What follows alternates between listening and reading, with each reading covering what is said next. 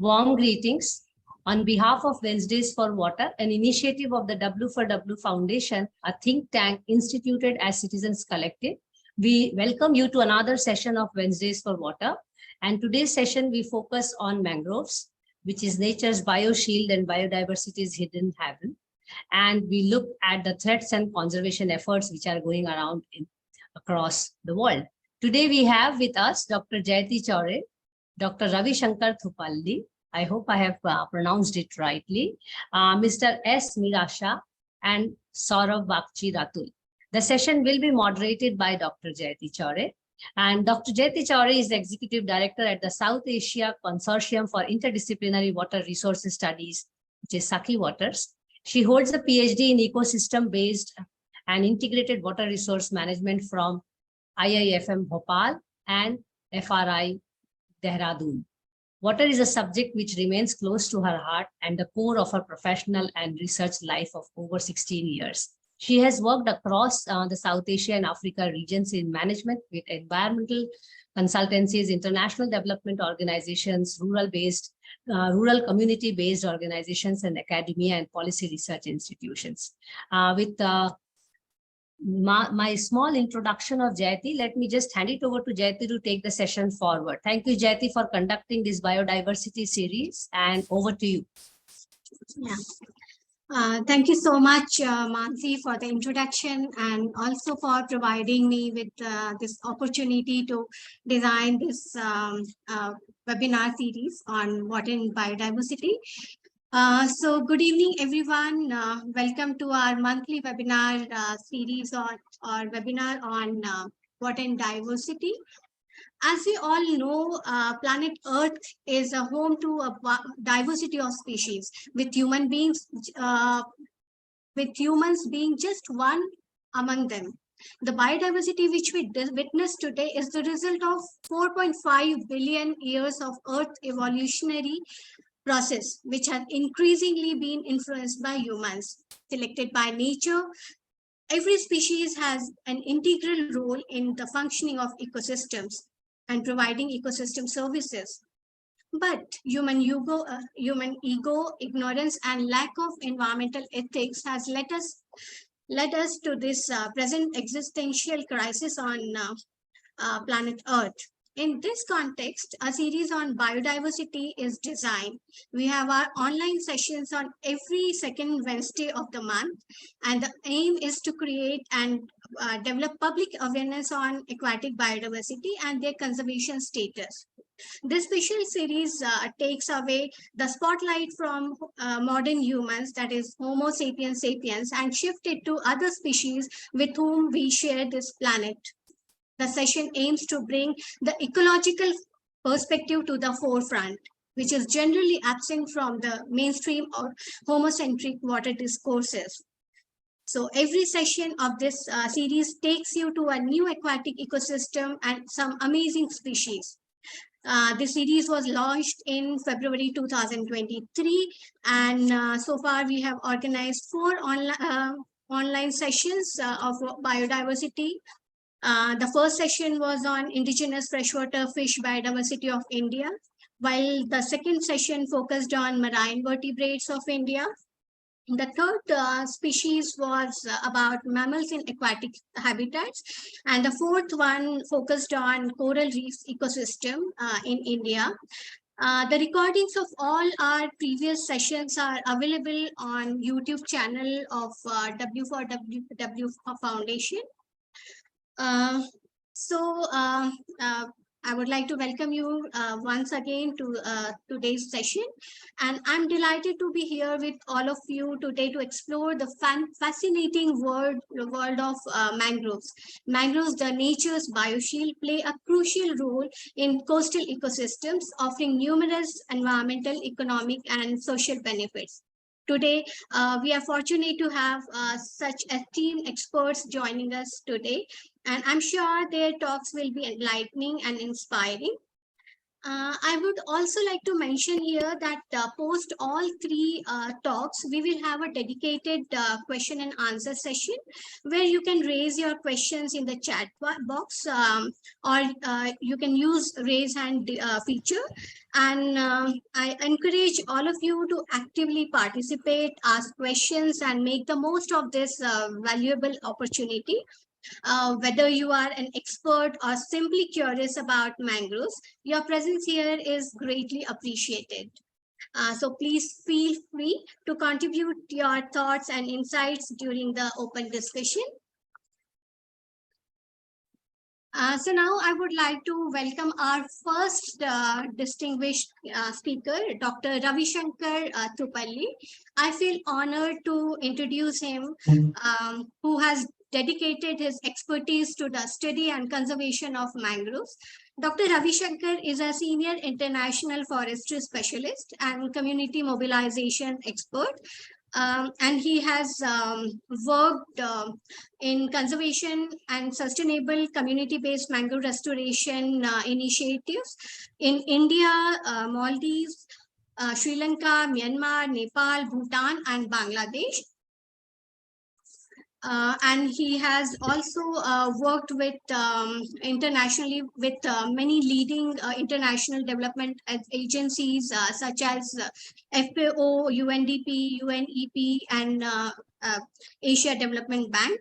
So once again, welcome to the session, Dr. Ravishankar. So over to you, sir. Thank you very much. And I congratulate and appreciate W4W Foundation and you all for organizing this kind of important and need-based seminars. This will actually carry us forward. I will now go directly to the presentation. Let me share my presentation and make sure that everything is fine. Is it visible? Is it clear? Yes, sir. Okay, it is full screen now. Yes, sir. Okay. Yeah, I actually, many people would be talking about the importance of mangroves and the need for its conservation. However, there is a need for policy initiation and strengthening the existing policies if we need to conserve these critical coastal amphibious forests. So that is why I would like to talk for only 15 minutes on policy framework for strengthened mangrove forest conservation and management. I would also give some tips as a roadmap so that we can take it forward with the Ministry of Environment, Forests and Climate Change and respective national, international organizations. And I am also now, last week, I got selected as regional head for South Asia Ocean Country Partnership Program of Blue Planet Fund, which has more advantage for me to work at the South Asia level. This is more on monitoring of, marine health. So this is funded by Blue Planet Fund of the DEFRA, Department for Environment, Food and Rural Affairs of UK. Like our ministry, the UK government has only department.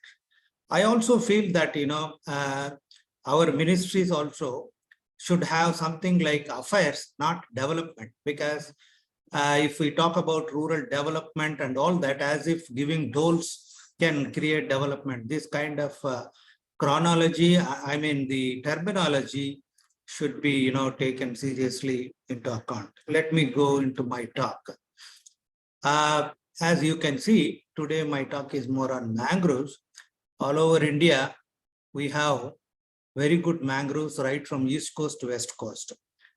If we take West Bengal, that is the Sundarban part of West Bengal, I have worked fortunately both in Sundarbans of India and Bangladesh, Khulna region.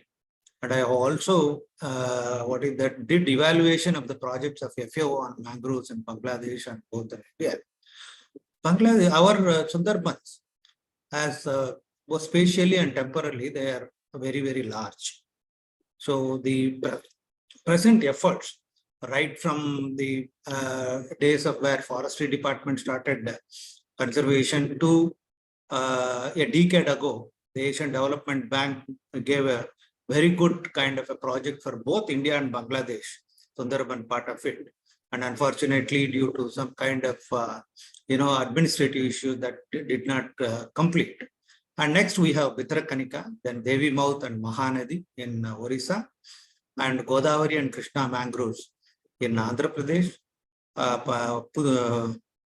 Pichavaram and Muthupet mangroves in Tamil Nadu, and Kerala we still have a little bit. They are making very good efforts. Particularly, I met recently one IAS officer who has brought mangroves and revenue records to the forestry department. That is also more important in our country, because much of the mangroves, substantial amount of mangroves are there under revenue records. So that should be brought into forestry account, because then only it can be done. It is not that who has that, but if it is brought to the forestry department, that it can be easily protected under Wildlife Act as well as the Forest Conservation Act of 1980. Then we have in Karnataka, Goa, and Ratnagiri and Sindhudurg mangroves in Maharashtra, Mumbai. I should appreciate the government of Maharashtra and Forest Department of Maharashtra, because they have got a very good mangrove development fund, which has around 500 crores, I think.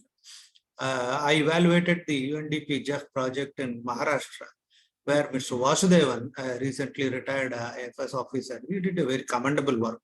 And they also have mangrove division. So I would recommend, I have been recommending, and I strongly now advocate that all the maritime districts, states of India, where substantial amount of mangroves are there, there should be mangrove divisions. Then only it will have greater concentration, and whatever funding comes, this mangrove division can handle it. Of course, Gujarat has large amount of mangroves, and JICA, Japan International Cooperation Agency.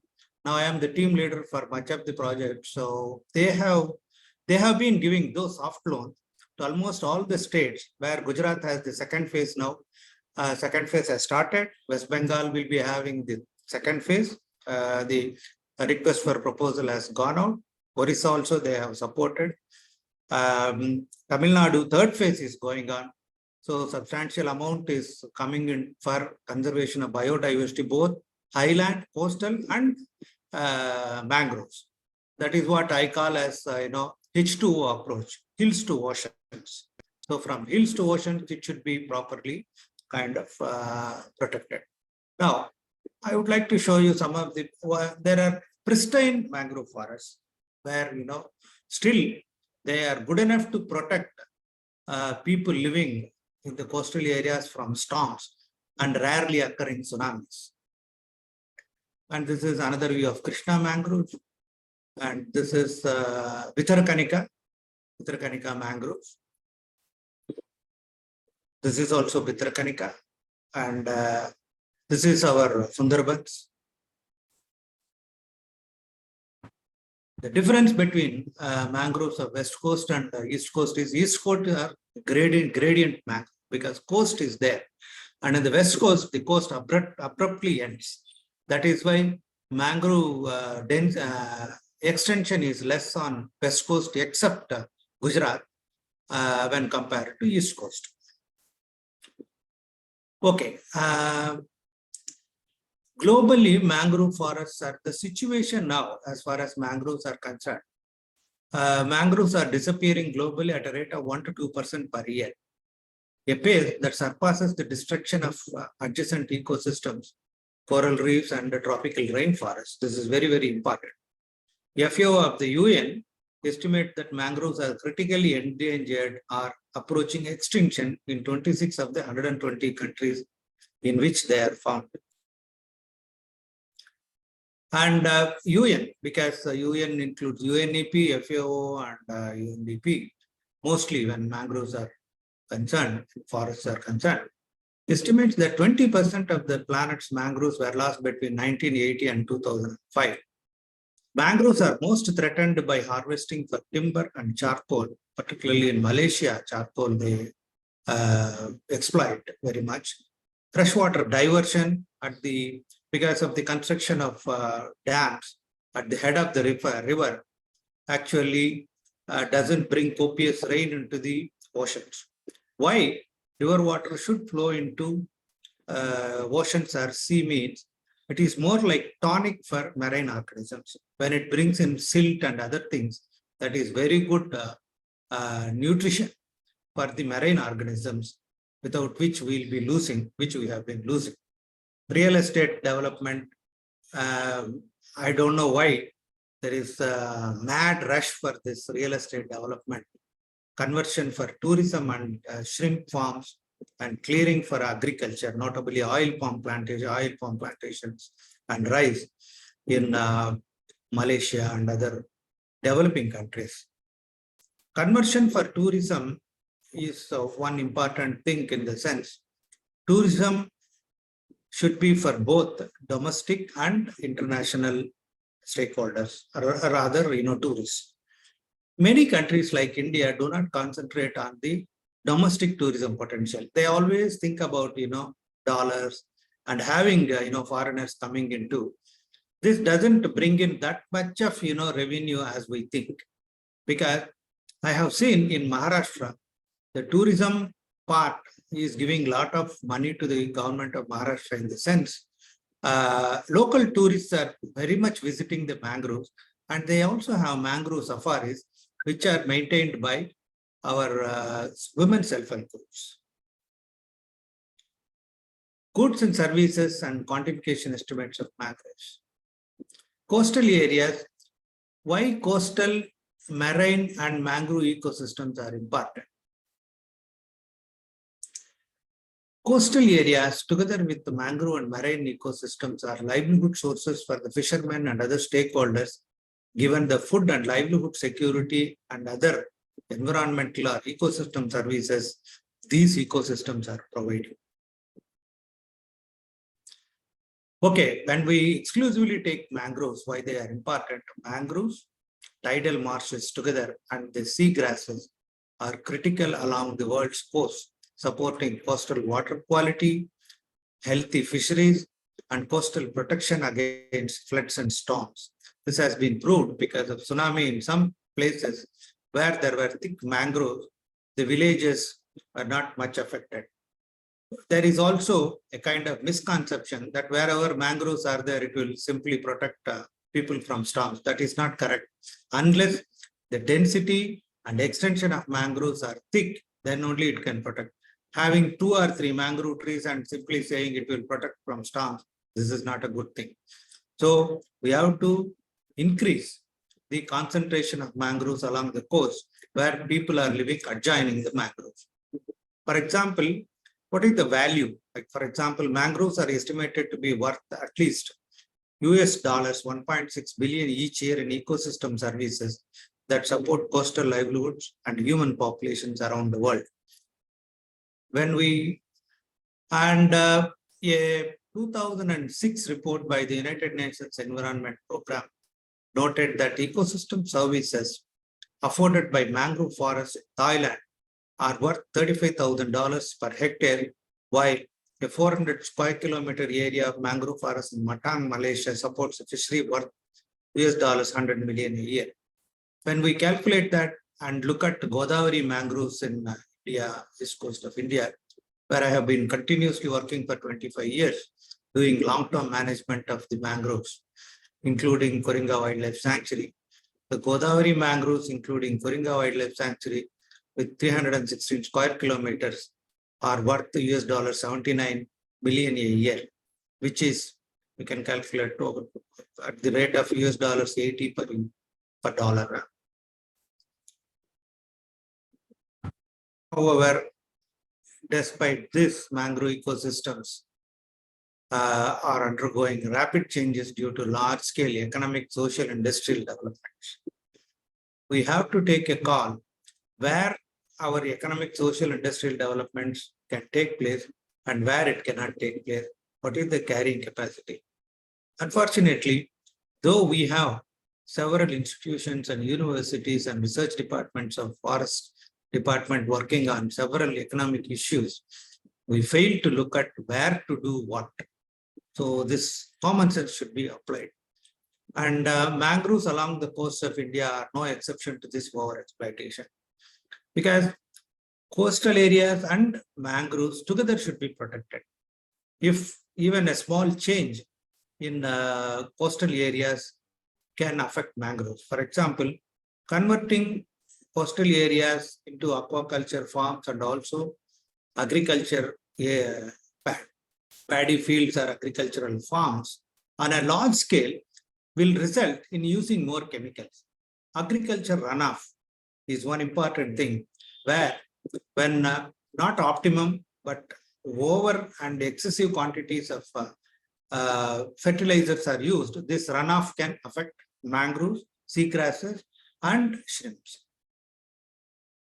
These mangroves, together with other coastal and estuarine ecosystems, are livelihood sources for fishermen living abutting mangroves and to other stakeholders, given the role the mangroves play in enhancing the fishery resources and other ecosystem services it is provided. Hence, having said all this, and you have seen what is the scenario globally and South Asia, and particularly along the east and west coast of India, there is a need to strengthen policy and institutional mechanisms with a sustainable mangrove management. Now we have SFM, Sustainable Forest Management, but we need to have sustainable mangrove management, SMM, which I have also told Jeff to include this as one of the thematic areas. And by having an exclusive policy, I don't say that there is no policy, but there is a need to look from the focused attention for mangroves and coastal areas. We are having a wide policy that will, that may not affect, because if you go and talk to the head of the forest force of any state, he will say it is only 2%, I can't concentrate much on that. So when we look at, even the working plans or the management plans of wildlife sanctuaries, the concentration for critical ecosystems like mangroves, is not getting the right attention and due focus. So that is why there is a need for exclusive policy to effectively manage at least the remaining mangrove and coastal forests. We have lost so much. If we say whatever, even in Koringa, that Kakinada Yanam road, 26 kilometers, that was full of mangrove on both sides. So now because the road has come and real estate has developed, everything is gone. And this should be with a clear guideline and strategy and action plan. And you can see efforts are going on for increasing the mangrove cover. This is one of the drone shots of Machilipatnam mangroves, where in Nagailanka area, we have under the India-Canada Environment Facility, Canadian CEDA support, and also our Ministry of Environment and Forest support. We have nearly restored more than 500 hectares in Andhra, 500 hectares in Orissa, and nearly 200 to 300 hectares in Sundarban. And of course, in Tamil Nadu also, but not that high number. Okay, how to strengthen the policy and institutional mechanism? Presently, the mangroves are conserved and managed as per the Indian Forest Act, Forest Conservation Act, Wildlife Protection Act, Environment Act with CRZ notification, and by the respective Coastal Forest Act, Principal Act, and Amended Act. Nevertheless, there is a need for comprehensive act called Sustainable Coastal and Mangrove Management Act. I am also including coastal because we need to give attention to coastal areas also, with a good strategy and an action plan, which will address the issues and challenges of mangroves and coastal forests and addresses the management, because 60% of the people live within 16 kilometers from the coast. That shows the pressure on coast, and also it leads to pressure on mangroves. Issues and challenges to be considered. We have 5 lakh panchayats and more than tribal councils in Northeast, and Andaman and Nicobar and Lakshadweep Island, we are yet to concentrate. What they are called under the Biodiversity Act 2002 as BMCs, Biodiversity Management Committees. And under the Joint Forest Management Concept, we have both eco-development committees and the forest conservation committees. variously called in different states. Research and development is more important. Each and every state forest department and also the state councils for science and technology have research and development that should concentrate more, and that should be linked to educational institutions and academia as well. Resource mobilization. It is very important though, but we are not concentrating on the Indian resources. So many banks are there, and even our own rural department under NRLM and SRLM, they have a lot of funding, and also MG Narega also. So we have to use these things to address the issues of mangroves. Alternatives to community, wherever they are dependent, both alternative and additional livelihood should be provided. Alternative livelihoods means which will wean them away from dependency. Additional livelihoods means it will definitely increase the livelihoods so that they will have more income. So they should also live a decent life. Whatever they are getting under Narega or whatever is only for food. What about, medicines and all? This is becoming a problem, particularly to women, and it is creating a lot of gender issues. Greater focus on ecological benefits. And those who are living in the forest, they may not know the value of forest. That is the, concept. And ecological benefits, how they are providing, both social and technological approach should be there in restoration, and ecological benefits should be clearly brought out by awareness generation through media. Ecosystem development by habitat restoration through natural regeneration also. If you plant 2,000 seedlings per hectare, natural regeneration will bring in 10,000 seedlings, providing alternatives and promotion of multiple livelihoods. Policy initiation for sustainable mangrove management to enable forest and fisheries sector to work together. Now, forest and fisheries are working in isolation. One is not listening to other kind of a thing. So for any ecosystem like mangroves, both should come together. Respecting community traditional rights over fisheries, coastal areas, and mangrove resources under eco-development committees or forest conservation committees or forest protection committees. So this is very important. And if we talk about community traditional rights, we don't have much time. So next time I can speak on that.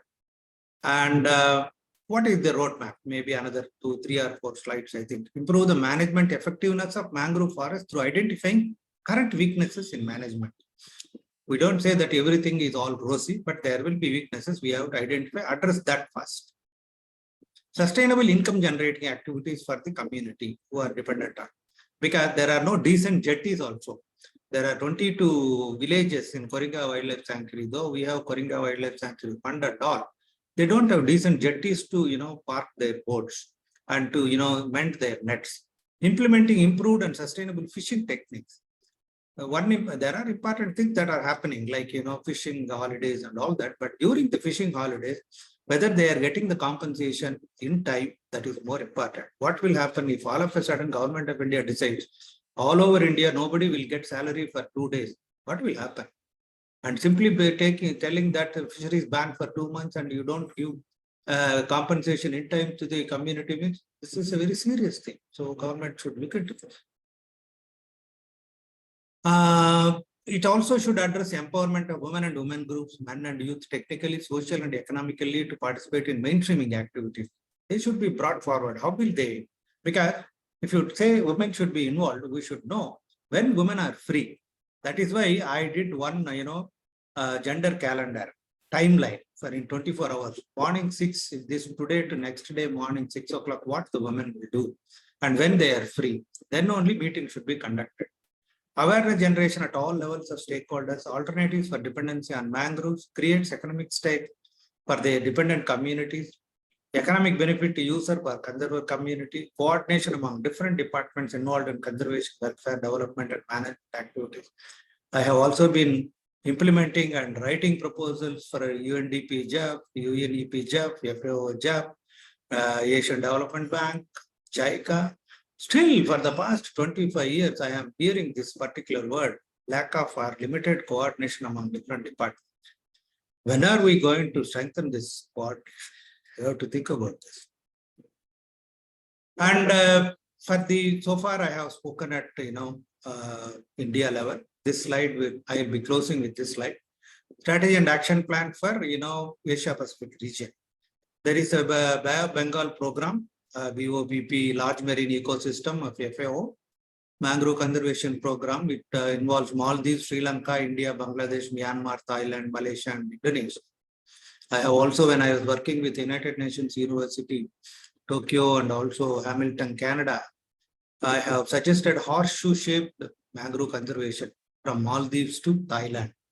So this is a very critical area.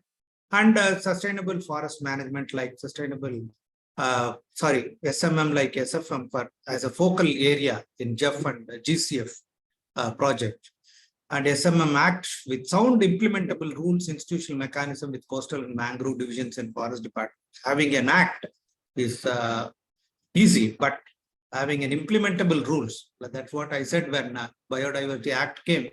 Somebody was telling we have to implement the Biodiversity Act and rules. Rules should not be implemented. Rules are there to help in implementing the act. Thank you very much. I think if there are any questions at the end of the session, I will be very much happy to kind of discuss it. Thank you once again. Thank you so much, Dr. Ravishankar. We are really grateful for your enlightening presentation and the knowledge you have imparted to us. Now, I will quickly invite our next very special guest, Mr. Meerasa. He is project coordinator, Crenio, which is a not-for-profit organization based in Chennai. He's working, Mr. Meerasa is working on mangrove restoration, biodiversity conservation, and senior community development workers. And he's also an environmental activist in Pulicat, working with Crenion, also another organization called Sendia. Here, I'm happy to share that Mr. Meerasa received the Wetland Champion National Award in 2022 for his contributions towards mangrove restoration in Pulicat for the past 15 years. His contributions have not only benefited mangroves, but have also had a profound impact on the communities and ecosystems that rely on them. So very warm welcome, Meerasa. Over to you. Thank you. Yeah. Good evening, my dears. I am very happy to meet you on this wonderful occasions. I am very happy to share with you information about Pulicat Lake or its people, their livelihoods, the problems they face, and my role in creating mangrove forests in the region, the challenges and problems faced. Okay, before that, I will show that one small video, which is prepared by our project. Okay.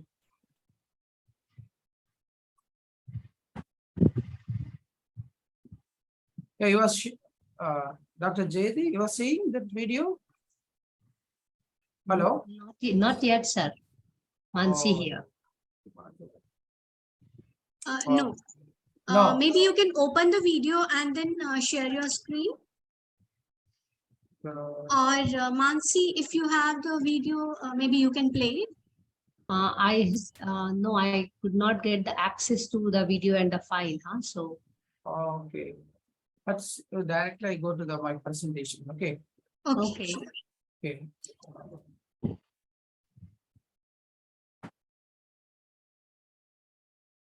Yeah, this is my journey into mangrove rehabilitation and operations under the GNF and BMs and diameter residence donors, and biodiversity conservation and environmental development. Also, holistic community development for Pulicat and fisher. Have you shared the? Excuse me, Meerasa, we can't see your presentation. Oh.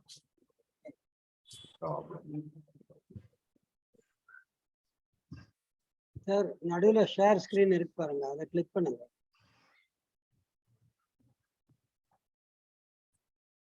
Yes, I think. Wait. To hear a little bit of Tamil here. Yeah. I could. Trying to help our friend there. Yeah. Chandra. Yeah, I clicked it. I clicked one participation can share. Okay.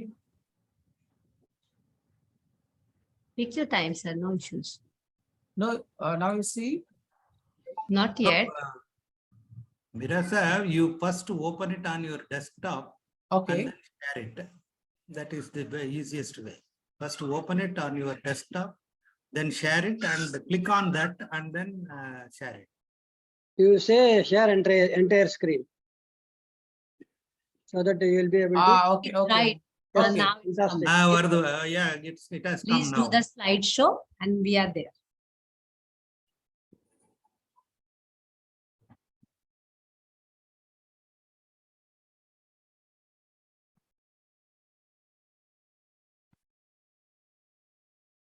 Okay. Yeah. Yes, okay. Yeah, this is the first slides. Then about me. Already Dr. Jayati spoke about me. That's why I'm skipping the slides. This is the Pulicat Lake. Maybe most of you know the Pulicat Lake as the second largest brackish water lake in India. But the reach wise better than Chilka Lake in India. Almost 461 square kilometer of the lake, length of the lake. Okay, it's very big, very rich biodiversity area lake in India. This is some pictures of the Pulicat Lake fishing activities.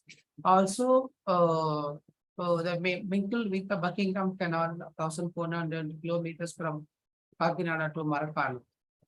This is some pictures from between the coastal and the lake. Pulicat. The south right side is the Bay of Bengal, left side is the Pulicat Lake. Almost 1 lakh people are directly depending on the lake resources from Tamil Nadu to Andhra Pradesh.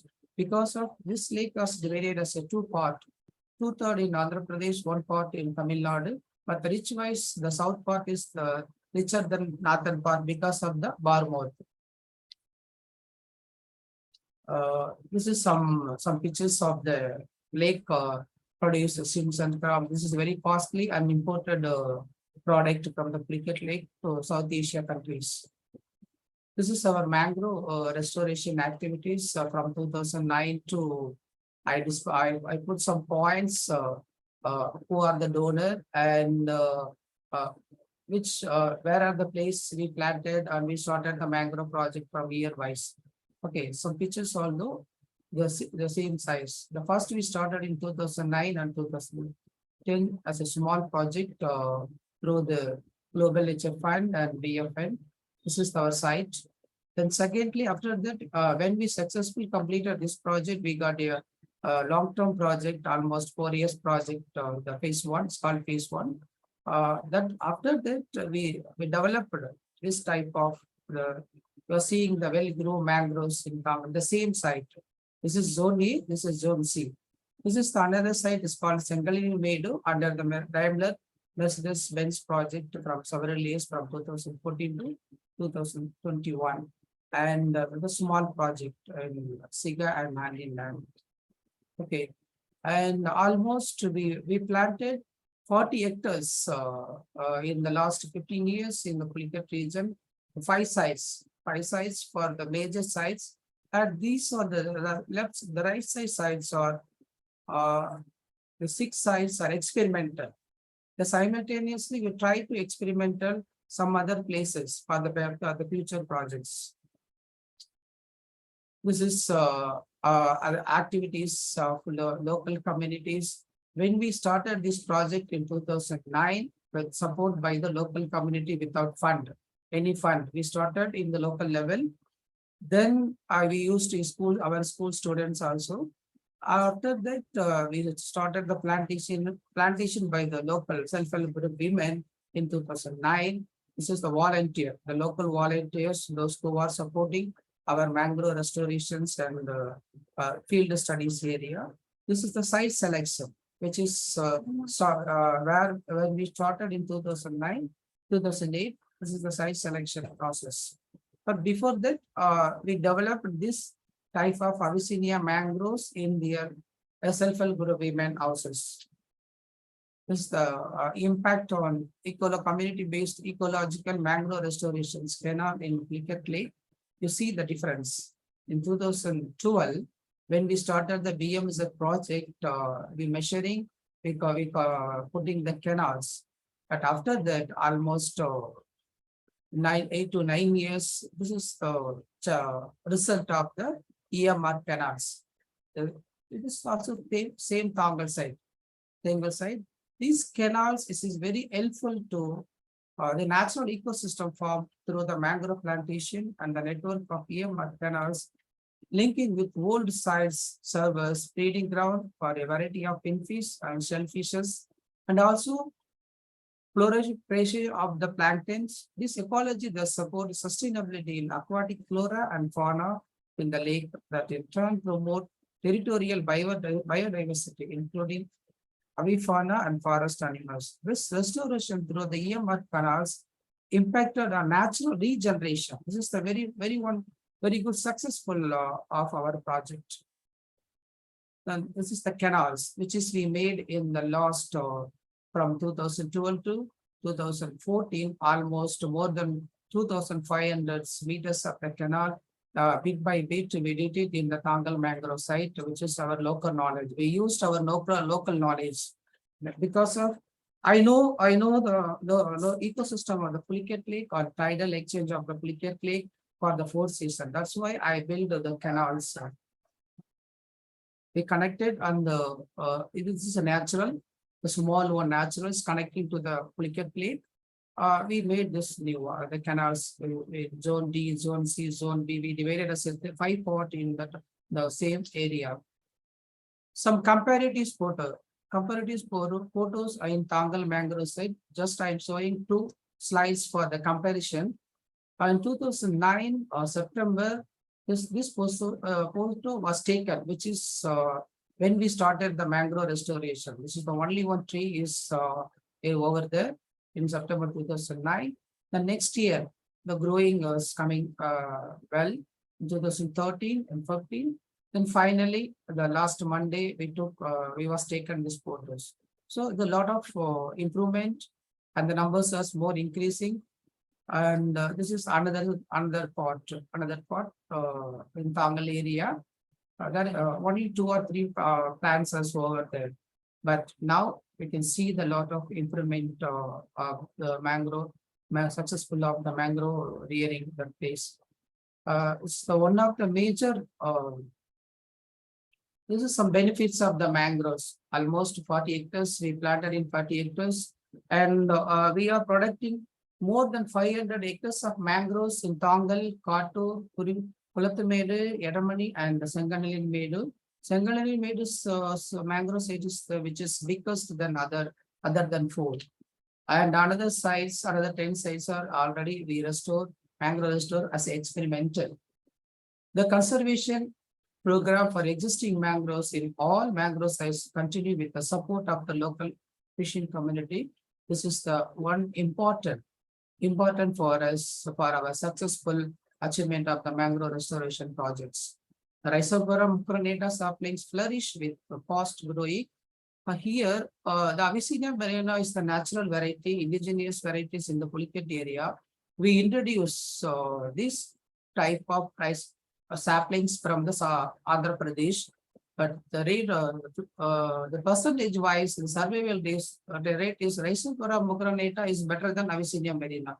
It is growing very well in our Pulicat region area. This is some photos with Dr. Nammala, Pharmacy MFR Director, and some students from Australia, James Cook University, PhD research scholars. And the target groups were mangrove restoration villages of Tangal, Edayangulam, Kulathumedu, Sinchimanagar, Edamani, Kattur, and Senganalin-Medu was reached and they were involved in the mangrove restoration work, and they also benefited through the livelihood programs of goat rearing, toilet construction, fishing gears, cash crops, and horticulture trees. These villages signed an agreement saying that the project is free to use their area for the mangrove restoration, which is a mutual agreement for our organization with the local communities. This is the kind of the mudcraft farming doing by the tribal community in the Pulicat area. This is the first meeting with the community in 2009 with the local communities. And also the project is relevant to increase the fish, prawn, crabs, and also water purified and other benefits. And the income, the local income, particularly in the hand picking women and the craft fishing, and the net fishing women. They are getting so much of income from the mangrove side compared to the Pulicat Lake. The mangroves area people, those who are living, those who are catching the fish in the mangroves area, they are the best. They are getting more income from the mangrove field because of that is the very useful for the breeding ground and the protecting area for the juvenile fish, crab, and other animals. In one side is called Sengalili Meadow. This is the Sengalili Meadow. The thousands of birds are flying over there, and some the particular this one side, nearly 2,000 families. They are directly depending on the resources in the mangrove site area. This is photos also Sengalili Meadow. So one more important informations.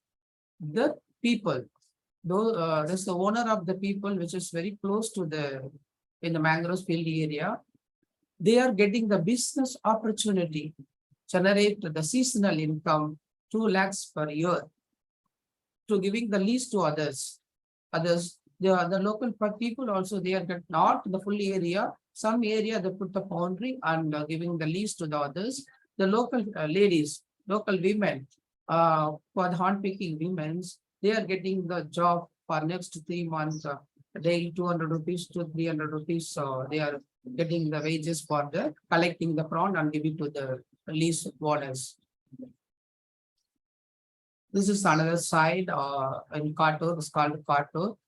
This is the but when before the project we started that area, the Katur people, they cutted the big trees and put the fencing in front of their home during the Pongal season. Every Pongal season, they are replacing their fencing. Most of the village houses are had and put the leaves fencing. So they cut it and use it for the fencing area. After our intervention, we have been given lot of awareness and pamphlet, door-to-door pamphlet and the stop. And the local panchayat administrators also forced a resolution. Anybody will cut the mangroves, they should pay 5,000 rupees to the panchayat. After that, you are seeing that the density of the mangroves in Tapalveri and Katuri area. It is one of our best case studies in the mangrove restoration program in Pulkit area. Some other habitations for the birds, animals, wild boar. This was taken when we are going to the mangrove site. It's all kind of animals and the birds and the different types of prawns and crabs also be taken from the mangrove field area. This is our small two case studies, one for net fishing and one for hand picking women. So how much they are earning from the mangrove field area normally and seasonally. Okay. So normally they are getting 200 to 300, but in the seasonally they are getting 500 to 1,500 because of the water has been increased in the monsoon time area, particularly the tiger prawn and mangrove crabs in the mangrove rehabilitation. This is women, I'm picking women from the Senganimedi village. So also the same, also the 150 to 200 rupees per day. In the seasonally 400 to 500, they are getting the income from the mangroves area. Some environment education. This is our one of the best tool for the protecting the mangroves and saving the ecosystem in the Pulicat region area. Almost we covered more than 10,000 adult and school students. Nearly 30 schools. We are covering 30 schools under our project area, and also some tie-up with some college students. They're coming for exposure and field study in the mangroves area. Every year we are conducting the mangroves drawing competition, intercluster and the individual schools programs. Then we collected and put it, prepared a calendar, every monthly calendar or yearly calendar to give in to the other government offices. This is also one of the case exposure our school students, some awareness program. This is the wall paint. Almost more than 20 places we put draw the wall painting in the villages for creating the more awareness under the disability action. And the challenges mean this is challenges for overall polychaetic fishermen. This catches per capita is dwelling, lack of skills and other than fishing, population growth, near collapse of traditional fishing methods, time gear, and pollution from the agriculture, aquaculture, and the industries. Barmouth, siltation, and closure. This is some other climatical issues and applicals for mangrove restoration. In 2015, the worst floods in the Pulicat as well as in the Chennai area. We lost thousands of people, almost 2 to 3 feet because of the submerge of the water. So, and the other is the drought. This is the new Barmouth. We have sanctioned the Barmouth, permanent Barmouth, but work is still not started. And also the people action on the stakeholder involvement, which is our one of the very good achievement, because of I started this community-based organization on district levels and linked with the other NGOs in the state and national levels, and also or any issues comes in the in and around the Pulicat area, all the women and men together join and taking the agitations and hunger strikes and action to solve the problem. That's why they got the permanent Barmouth after the long agitation dialogue with the advocacy lobbying with the government of Tamil Nadu. And also newly they are getting every year they are desilting the Barmouth. This is on government officials photos. This is called Bhumi Puja for desilting the Barmouth area, and the press meetings with the local communities who are prepared for the developed the project. This is some agitation for the local community for saving the Pulicat Lake area. Okay. Thank you. This photos was taken in Sri Lanka. Hello. Hello. Yeah. So many thanks, Meerasa, and Okay. it's great to see your passion and dedication to conserving and protecting mangroves, and it's truly inspiring. Okay. So thank you so much once again. And now I would like to invite our youth representative for today's session, Sourav Ratul. Sourav is a researcher and development worker, and he's currently working with an organization called Bangladesh Environment and Development Society, BETS, and he is also a PhD fellow from Xiamen University, China. He's doing his PhD, and currently, so as part of his PhD, he is working on mangrove ecosystem. So I would now invite Sourav. Sourav, welcome to this session. So I request you to present your thoughts and also reflect on other like first two speakers. So this virtual floor is yours. Thank you, Dr. Jayati. May I request Okay. Meerasa, sorry, just a second, Saurabh. May I request Meerasa sir to, yes, close. Thank you. Yeah, Over to you, Saurabh. Thank you so much. Can you hear me now? Yeah, we can Yeah. hear you. Okay.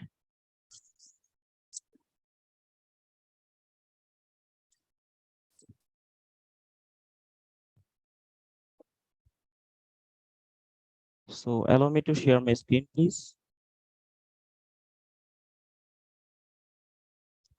Okay. Thank you so much for this nice opportunity, and there is a nice discussion already happening here. Dr. Ravishankar sir and Dr. Meerasa, they have lots of experience in this field, and I'm very new. And maybe already you all know that I am working with Bangladesh Environment and Development Society as a program coordinator. And I'm also doing my PhD in Xiamen University in the College of Environment and Ecology, which is in China. So this is my last year of PhD. I'm just waiting for my dissertation. So my topics is the combination of all the things about the mangroves. It's an overview of the mangroves, about the mangroves biodiversity, about the conservation, about the risk, and how we can restore the degraded mangroves. So, and why it is important at the end. So this is some of the bullet things that I'm going to discuss. It's a very big issues, but I'll try my best to make it very short. So Actually, mangroves are a group of trees and shrubs that live in the intertidal, which is where the land meets the sea. So you can understand that mangrove is a demarcation line between the sea or the marine life and the terrestrial life. So the mangrove word actually derived from the Spanish word mangle. Uh, the mangrove grows in thickets of forest along tidal streams, in salt marshes, and the coasts. So there is some distinctive characteristics about the mangroves. One of the best thing is you can see in the behind picture that mangroves grows diversified systems in between them. So uh, we always face a question about mangroves, that mangroves are salt lovers or the salt tolerant, because why they choose this rough and tough condition for surviving. So actually, the mangroves are not salt lovers; they are the salt tolerant because they have adapted some unique characteristics in in their body parts that makes them suitable to stay or survive in the saline conditions like coastal region of the world. So let me show you some key points about the mangrove adaptations. First of all, mangroves have very diversified system. It's almost have six type of system, but I'm not going to show all of them because it's very technical. And the most important three root systems are: first is prop root. Prop root, you can see the general mangrove picture. You can overview that there is some hand-like things that come out from the tree's trunk and get rooted into the soil. These are actually for supporting the mangroves, because mangroves are stayed in a very muddy soil, and muddy soil is not hard soil to stand, to make to give enough mechanical support to the trees so that it can be stand uh, by facing the harsh condition of the wind, strong wind and tide. That's why the prop would actually give the mechanical support. Another type of piece root is cable root. Cable roots, actually, the root system is always in every kinds of trees. You can see the root system goes below, inside of the soil, but in mangroves most of the roots uh, goes at the horizontally of the soil layer, so that it can cover more area and make it stable, make it standable in the loamy soil or soft soil. So this is another kind of important things that mangrove has. Another thing is, the saline condition always have lack of oxygen level. So for getting much more oxygen, mangroves always prefer uh, develop some new types of, we can use the terms new metaphor. uh, you can see the Arabic, it's actually the function is for getting the oxygen from the air. So this is three types of major root types of the mangroves. Another adaptation is viviparous germination. You can see the propagules always germinate whenever they are attached with the trees. Then they release the propagules in the water, and the water actually the main carrier of the seeds of the mangrove, so that it can be flows from one place to another place and make it more. There will be much make it uh, germination in that particular place, so that it can cover much radius. So another thing is, you can see the in the root system and also the leaf system, mangroves has some distinctive characteristics or lenticels that helps them. Sometimes the root system protects the mangroves from getting the saline water by uh, stopping the salts in the water.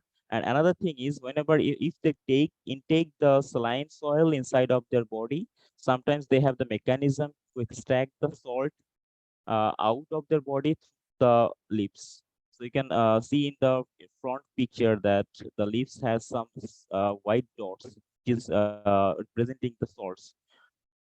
So why where you can find the mangroves? This is the question that, if you see the world map, you can find the mangroves only in the tropical and the subtropical region of the world. And it's almost all the coastlines of the tropical and subtropical region. So right now in 2020, the mangroves are covering 147,000 square kilometer of the world, and you cannot find any mangroves in the temperate region because mangroves cannot tolerate the low temperature or freezing temperature. So it grows mainly in the salt water, but it also can grow in sweet water. That I already mentioned that mangroves can grow in sweet water. It is not a salt lover; it's a salt tolerant. So right now, the already Ravishankar sir described that already 20% of the mangroves have been declined since 1980. But if you consider the whole century of whole 20th century, it's already we lost 50% of the mangroves from the world. So if you say the biodiversity of mangroves is actually very rich in biodiversity because if you consider all the mangroves of the world, you can find 341 types of threatened species in mangroves. Because mangroves, I already mentioned that mangroves is a demarcation line between the marine life and the terrestrial life. So you can find the both species from the marine and the terrestrial inside of the mangrove ecosystem. So their unique ecology is worlds, combination of worlds, marine and terrestrial. So you can find all kinds of animals there. And if you see the pictures here, you can find some terrestrial species like in Sundarbans, where we live here in Bangladesh. We have Bengal tigers, the only mangrove habitat that have the tigers, and other also there are lots of species live there. Is very rich in biodiversity in terms of terrestrial species. Also, if you consider the marine species, the mangrove provide the proper habitat for some marine species for their resting, for their nesting, and for sometimes for their regeneration also. So also it's protects the marine species as well. And if you see the mangroves in some particular places of the world, you can also find that there is coral reef, presence of coral reef, because mangroves can also give the refuge to the coral reefs. So sometimes it's some places of the world it also protects the seagrass meadows. So interaction between the mangroves is the interaction between those animals and the mangroves and the people. But the people, where is the people now? So if you consider the service of the mangroves, here comes the peoples, because people can get much more benefit from mangroves than any other ecosystems that like climate and pollution control. Mangroves helps a lot to the environment, to controlling the pollution, controlling the maintaining the climate change, and also it protects the coastal line to distraction or from different frequent natural disasters. So it's also a great carbon sink. I'll discuss it later in brief. And also protects the fisheries, also rich in biodiversity. It can help flourish the tourism of a country. It also provide timbers and the fuel woods to some local people. And also, not so many people knows that mangrove also helps to refresh the waters of the ecosystem. So already Ravishankar sir mentioned about the reasons that the mangrove is degrading right now. So I just showed some funny pictures here. If you cut down the mangroves, you're not gonna survive. So this is the fact. So I'm not gonna spend much time here. And this is also another thing already Ravishankar sir mentioned that why the mangrove is important for us. So this is the decade of the ecological restoration that declared by the United Nations. So we are between of this decade. So our motto is now healthy mangroves is equal to healthy habitat is equal to healthy people. So now a question is why mangroves can sequester more carbon than the other terrestrial species that I already mentioned before. So if you consider the carbon, this is actually a summary lines from my research also. It's a combination of some previous research also. In my PhD research, I have some findings here that I included. So I already heard that there are some people that doesn't have the technical knowledge. That's why I put it very simple way. If you see the total scenario of the mangroves, you can find the mangroves actually annually sequester more carbon, 10 times more carbon than the terrestrial species. So even though it can 3 to 5 times more carbon per equivalent area you can capture. So coastal blue carbon is stored in the soil. So the mangroves mainly store the carbon inside of the soil, not in the above ground biomass. If you see the diagram at the right side, You can see it can absorb more carbon dioxide from the atmosphere, store it inside of its body, and the fallen body parts from the mangroves, the dead leaves, the twigs, the branches, they store inside of the soil, and it can be stored inside of the soil for more than 1,000 years. So it's a great storage of the carbon from the atmosphere. So we have found some interesting findings here. Mixed plantation or mixed vegetation with very different species is, or you can say the multiple canopy layers can sequester more carbon than a single species forest or a monocultural forest. So there are some factors that affect this carbon sequestration, which is the age, the site conditions, the disturbance and the disturbance from the people. It has the great influence about this carbon sequestration rate of the mangroves. So actually, if you have the disturbance, this is one of my findings from my research, that we need to assess the actual carbon, not the total carbon of the area. You know, the actual carbon has a difference between the total carbon. If you consider the actual carbon, you have to subtract the uh, gas emission, the people of the area. So that's why you can get the actual carbon of the plantation site.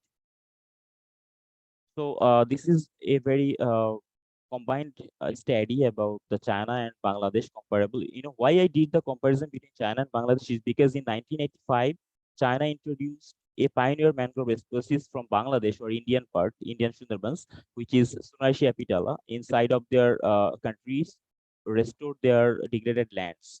So after it's many years have been passed, so lots of study have been conducted in China. So my concern was that what is happening here in Bangladesh or in India in the native scenario, and it's in a exotic scenario, that it's not a pioneer species, it's not a native species there in China. So the species have merged with the native species of Chinese mangroves. So that was my study concern: how much carbon they can sequester there, or how much carbon the plantation of Bangladesh can sequester here.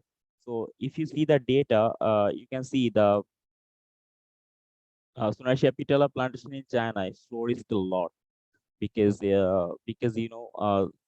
if you consider the carbon sequestration rate, the ages, so at the age increases, the carbon sequestration increases as well. So in China, it increases a lot than our native environment. There is a reason behind it. Also, you can, if you see the right side diagram, you can find out that there is points that I have mentioned in my study, that it's the self-thinning effect and the plantation management effect. You know, the in Chinese plantation, there is a restriction that if there is any one mangrove tree is present in any specific area of China, you cannot harm the tree, you cannot disturb the tree. That means that all the plantation sites of China is undisturbed. There is no disturbance from the human. So in Bangladesh or in India, it cannot happen because the community people live very they're near the plantation sites or the the natural habitats of the mangroves. So you cannot restrict the people because lots of people depended on the mangroves in our countries. So that's why we have a problem with the management issues that reduces the carbon amount of Sundarban plantation in Bangladesh, rather than China has flourished a lot. So why the mangroves do that? Why the mangroves can absorb more carbon from the atmosphere? It is why the Sundarban apitala thing. This is because of pioneer plants usually much more faster than the other plants of the mangroves. So that is the first reason that China consider. And the second thing is the heterogeneous plantation system. Or if you consider the homogeneous plantation system, the carbon sequestration rate will be lower. If you consider heterogeneous, the carbon sequestration will be higher. And third point is the soil is very much anaerobic in China, which is if you don't disturb the soil will be will have less amount of oxygen, as well as lack of oxygen means the decomposition rate will be very low. So hence the carbon storage can be happened or can be there for the next 1,000 years. So this is the very key bullet points of the study. So let me introduce about the plantation that we are doing in Bangladesh. PETS is working here in coastal region of Bangladesh for the last 10 years, more than 10 years. So in this time we have planted lots of mangroves with the community people. Actually, we also followed the similar approach that already Meerasa explained to you, that CBEMR approach, which is community-based ecological mangrove restoration. So this approach actually focuses on the restoring the natural biodiversity mangrove forest with the local people. So in between 2013 and 2021, Bates have restored about 40 hectares of the land, coastal land, covering um,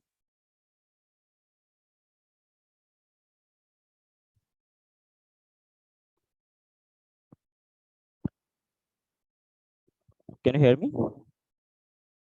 Oh, Saurabh, please continue. We hear you. Okay.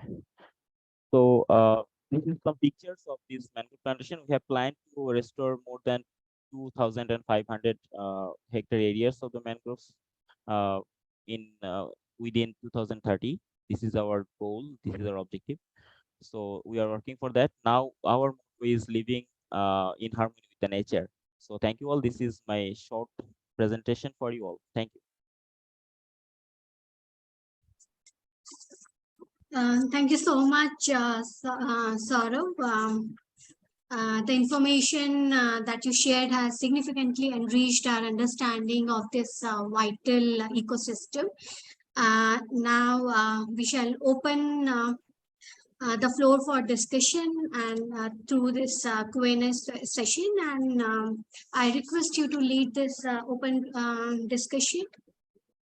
So, Saurav, you can ask your question, and then you can also invite participants who have raised their hands, and then we can pick up some questions from the chat box also. Okay, thank you all. Before we go for the open call for the questions, there are some still there. We have some question in the chat box, so I'd like to mention it first.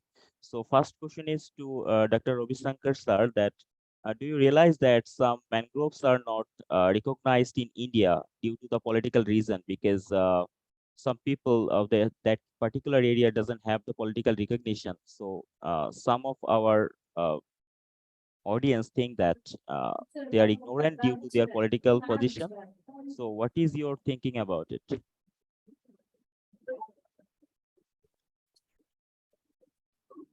So you are muted.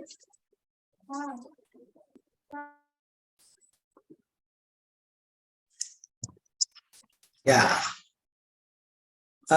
It's not directly connected with political issues, though in the multi-stakeholder approach, we should involve panchayat elected representatives. In India, we have this MLA LAD, Local Area Development Fund, and MP LADs, Local Area Development Schemes. These can be used for protection. And also, it is important while implementing projects, there should be a micro plan. All projects that don't get or don't graduate into programs, that is an issue as far as conservation and sustainable management of biodiversity is concerned, as far as India is concerned. So that is why in the micro plan, when you prioritize the activities that needs to be implemented over a period of the funding that is provided for 3 years or 5 years, there are some actions that the community would like to have, which is beyond the scope of the project. So these should be leveraged from other sources. There you can involve politicians. The advantage of involving politicians is this will be raked up. And particularly when you involve opposition members, then it is much more effective as far as a democratic country like India is concerned. So these are my reactions, I can say. If anybody else wants to add, let them add. Yeah, thank you, sir. I think political issue is very important, because the political persons can make the management make the policy, can implement the policy, and also influence the others to implement all the things. So there is a second question about your presentation, which is also from W4W Foundation also, which is what is special about the fishbone shape that you have presented in your presentation. What is the reason about choosing the fishbone shape in the canals, for the canals? Yes, there are different approaches to mangroves. When there is trough shaped, what happens is when mangrove in the coup system, those days, say 40 years ago or sometimes 50 years ago, coup system was followed, which was followed blindly in mangroves also. As you yourself have presented, mangroves, they need both the sweet water and salt water. And there are saltwater loving species and sweet water loving species. Based on that, you can see the population density from low tide line to high tide line. Under these circumstances, what happens is when mangroves are cut, it is exposed, and due to heat, what happens in those areas, it loses the moisture, that is wetland.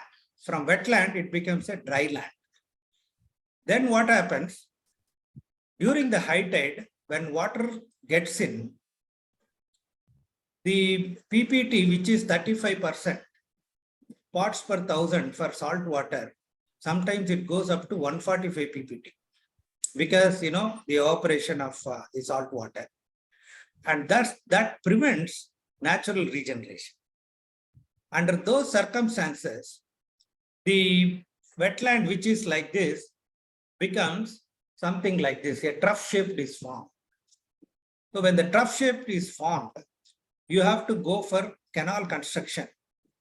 That is where this Hegger fishbone style was adopted, wherein when the fishbone type is, the canals are dug in a trapezoidal shape, you can plant the seedlings at the middle of that trough-shaped trapezoidal canal.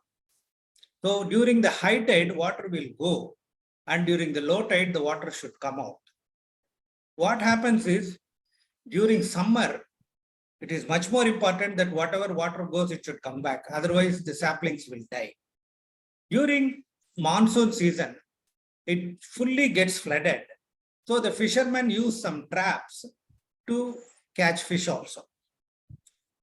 For restoration in fishbone type, there are two types of restorations. One is nursery grown seedlings are planted, and direct dibbling is also done. So when you do direct dibbling, casualty is more. And when you do seedling plantation, the casualty is less.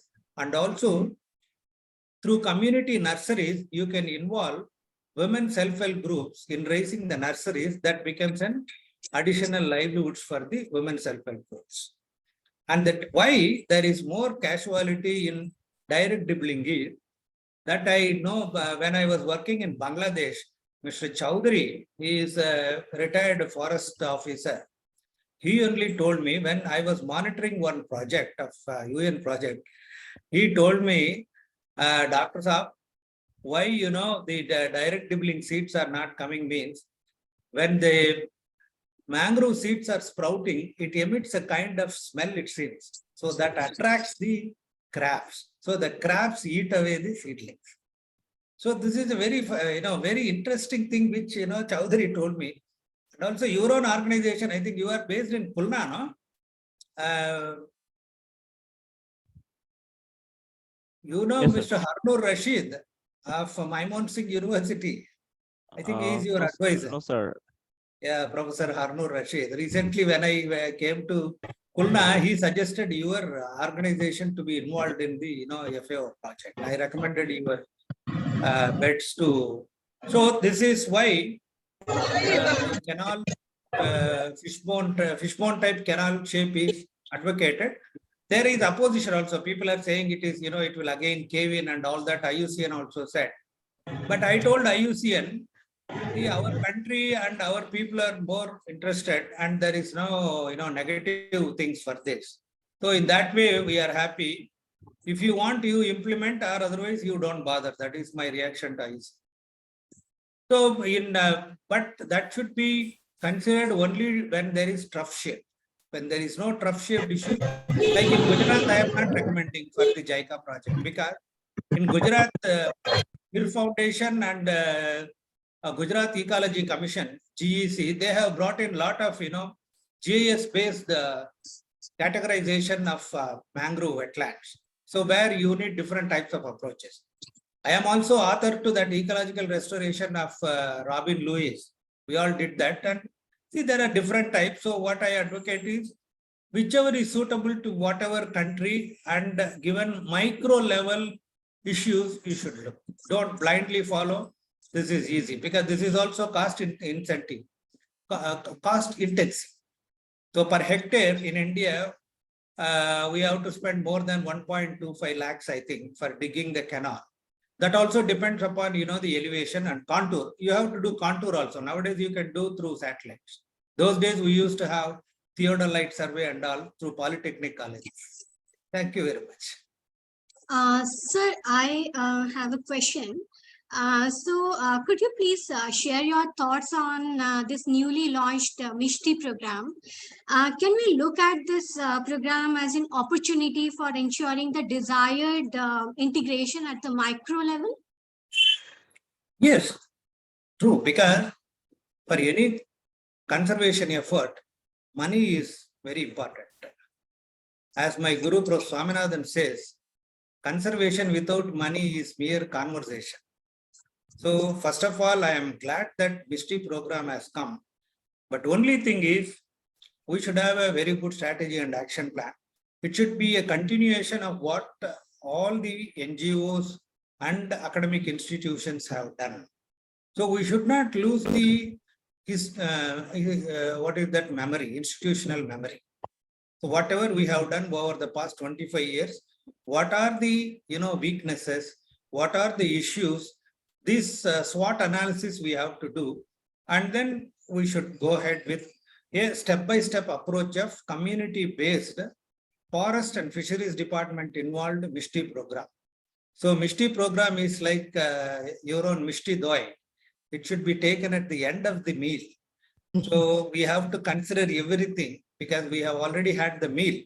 Particularly when I come to why I am saying MISHTI doi means, I remembered this MISHTI program because in Orissa, Bangladesh and West Bengal, whenever I come, half of my diet is MISHTI doi only.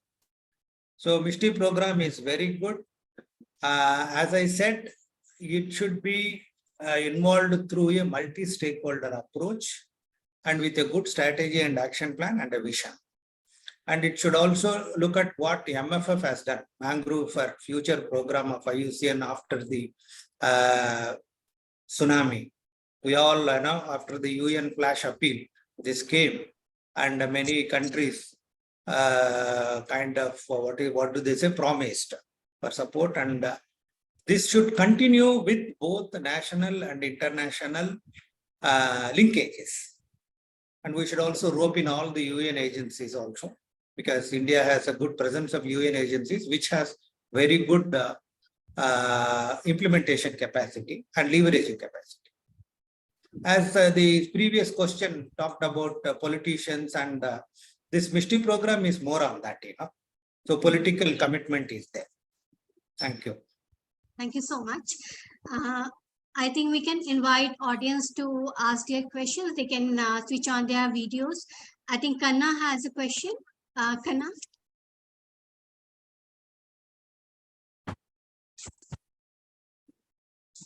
Hello, Kanna, would you like to ask your question? Or maybe anyone else from the audience, if you have any questions for the speakers?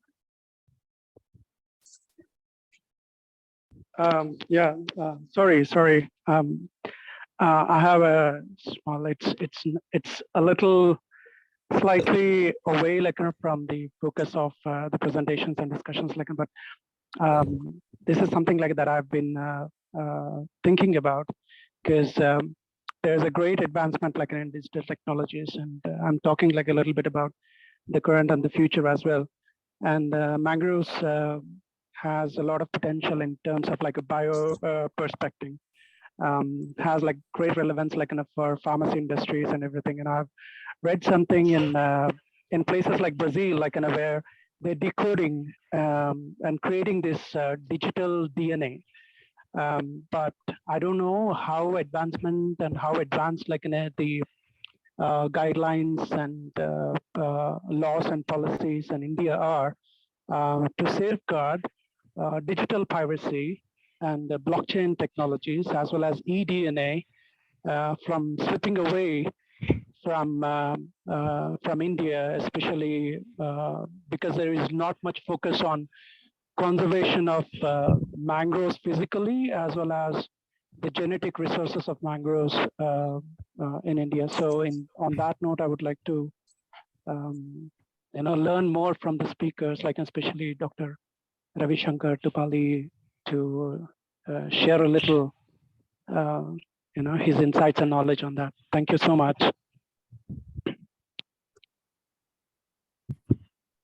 Yeah, I'm not very familiar with this. However, when we have very good morphological techniques to identify species and also go for population dynamics, I'm not sure whether this requires some investment or something like that.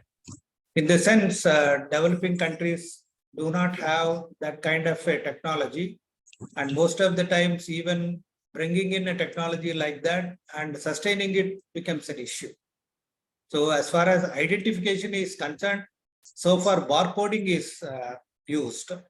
Like if in any park, for example, in urban areas, if somebody wants to know what is this plant about and then its uses, there is a barcode, and people can simply use their cell phone to decode that barcode or something like that, and they get information. But DNA issues, I'm not very clear about this, and how far it is going to be useful also, I'm not very clear. Maybe somebody else can say a bit on that.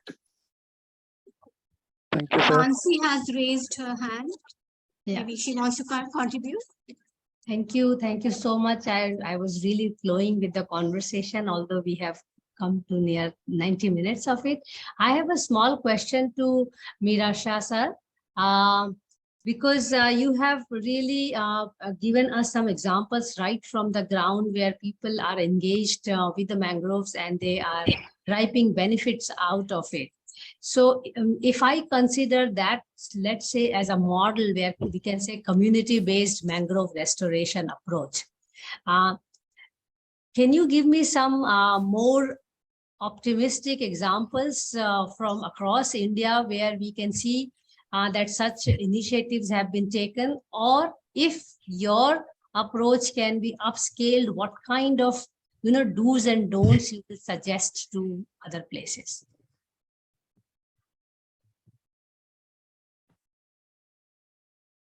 Meerasa, please unmute yourself. Yes, ma'am. First, we have to create the awareness to the local communities, from the child, students, youth, and women and adult. Because some areas that doesn't know about the mangroves and other areas.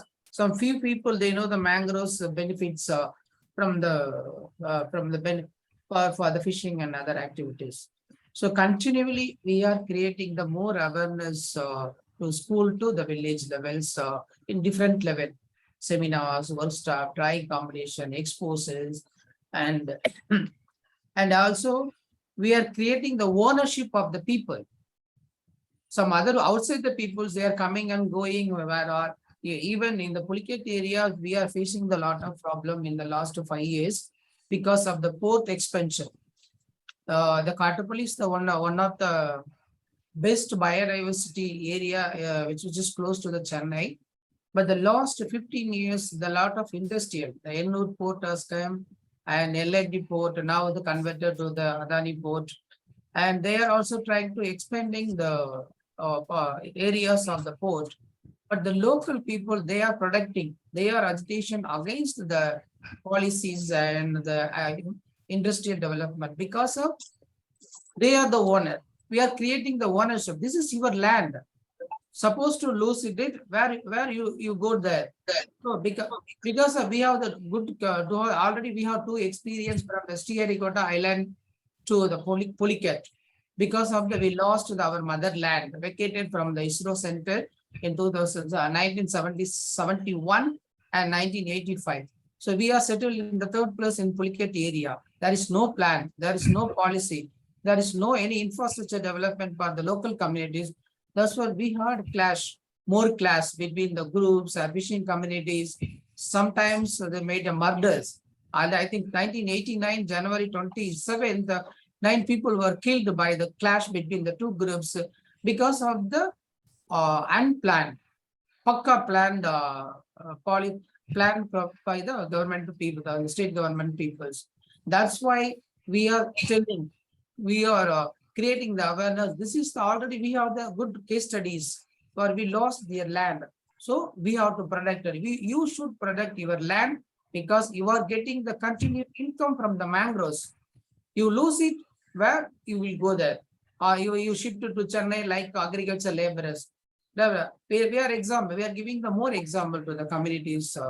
This is our very good and this kind of activities, programs we have in a good rapport with the local community.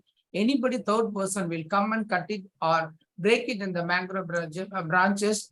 They will inform immediately. They will inform to our center and myself, and also they are protecting their mangrove systems. That is our achievement, madam. Thank you so much, sir. Yeah, Yes, sir. actually, I didn't understand when the question was put forward to me, like adequately, Debisha Sharma, that is about, the communities living next to the mangroves are not adequately represented politically or are generally disadvantaged. Hence, they typically, yes, you are right. I have a case study like where community is involved politically, that makes a change. Like in Godavari mangroves in Koringa Wildlife Sanctuary, one of the fisher women became president of Biodiversity Management Committee, and she did a very good work, and I recommended her for the UNDP Biodiversity Award, and she got that also for the good work. I only, documented the case study. And politically, in some areas, fishermen community are politically very vocal. And that is where in the Talarevu Mandal of Koringa Wildlife Sanctuary, the MLA is also from the local community. So they are taking up at legislative level. The question is very exact. So they should be, if they are politically involved, they can, their voice can be heard. That is one thing I wanted to, kind of clear it. And the question to Meerasa about, replication, I would also like to add, because now it is the UN decade on restoration. We have very good restoration models in India.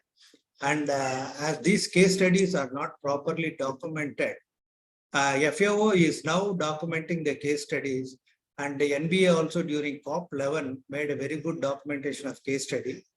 And unfortunately, still, we are yet to, though it is documented, it is not seeing the light in some cases where, the work of Greenio and other NGOs all over India in the maritime states.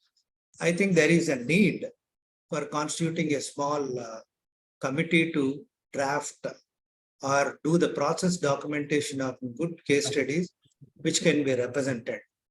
Because as you said, do's and don'ts are very important, right from the selection of village to the, replicating this model. These models are highly, community driven and community helping case studies. This needs to be very like policy briefs.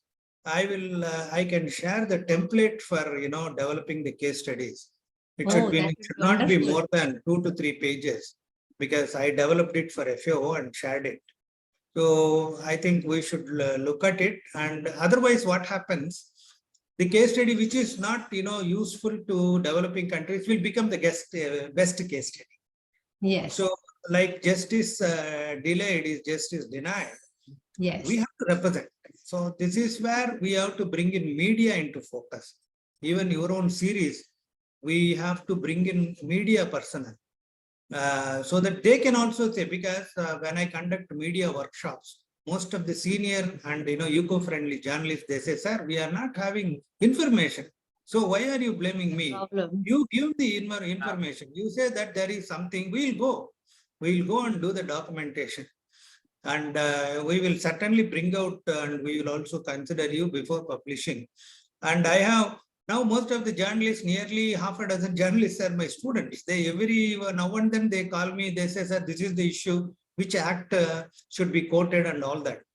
They are very good, but still if they have some assurance that somebody is telling them, one of the journalists of Hindu, he says, sir, when I talk, tomorrow morning I can very easily publish because I know that it is very valid. So nobody can, because some newspapers, they want to publish things which are very near to natural.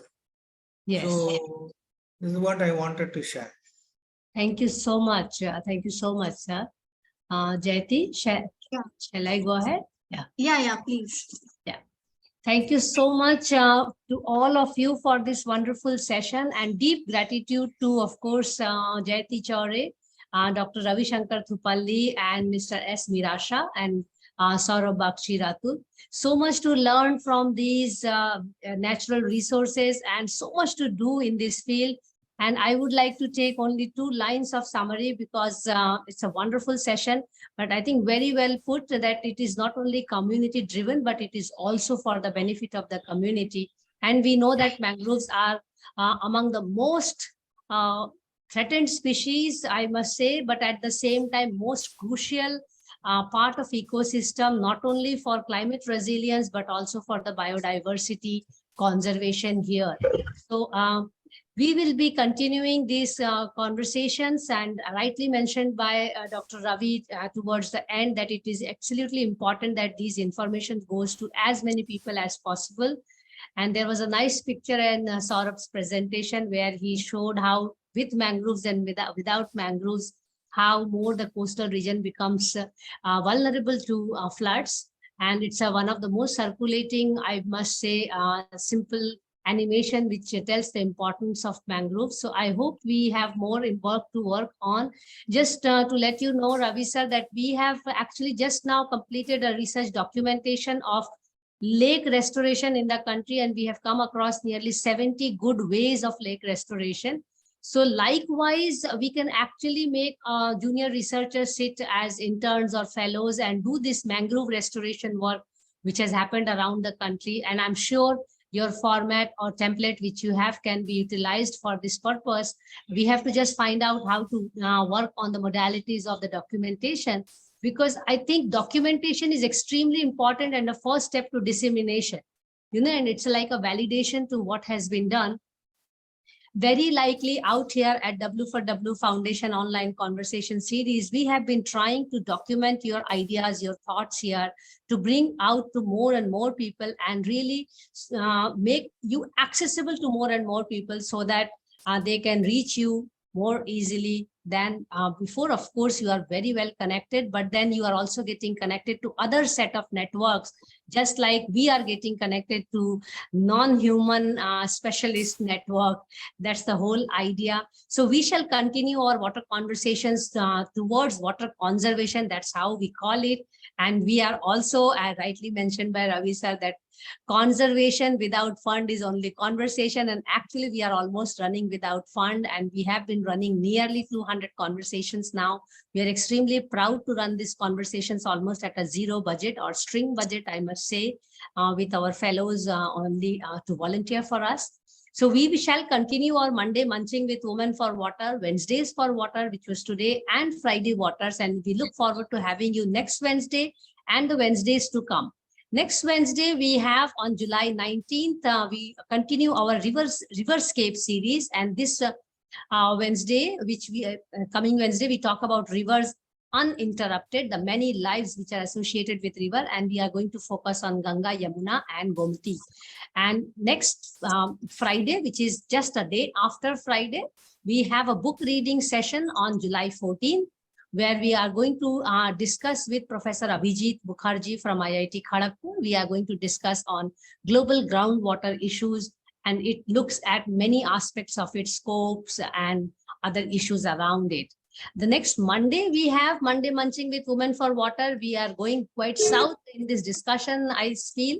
Now we have Dr. Paromita Chakraborty from SRM Institute, again from Tamil Nadu, and we are going to learn about her work and really document and acknowledge the contributions she has made into the water sector. Thank you so much, all of you. Please take care of yourself, and deep gratitude once again to all of you for the wonderful session.